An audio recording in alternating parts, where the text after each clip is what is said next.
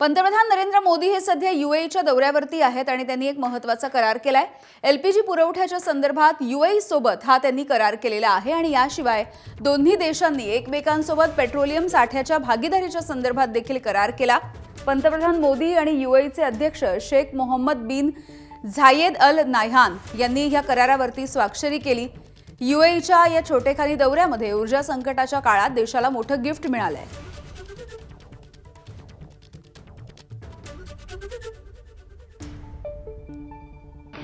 Hormuz को free, open और safe बनाए रखना ये हमारी सबसे बड़ी प्राथमिकता है।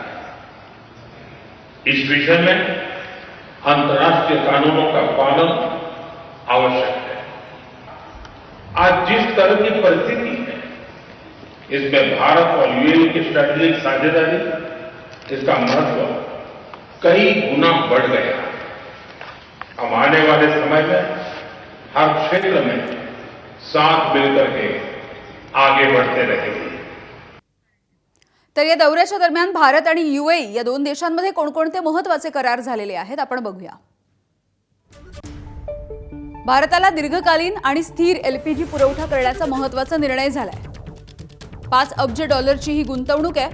भारताच्या ऊर्जा सुरक्षेसाठी यूएई कडून पेट्रोलियमचा साठा व्यवस्थापनामध्ये सहकार्य देखील केले जाणार आहे। यूएई भारतामध्ये 5 अब्ज डॉलरची गुंतवणूक करत आहे। ऊर्जा, व्यापार, संरक्षण, पायाभूत सुविधा यांच्यामध्ये दोन्ही देशांमध्ये सहकार्य आता वाढणार आहे।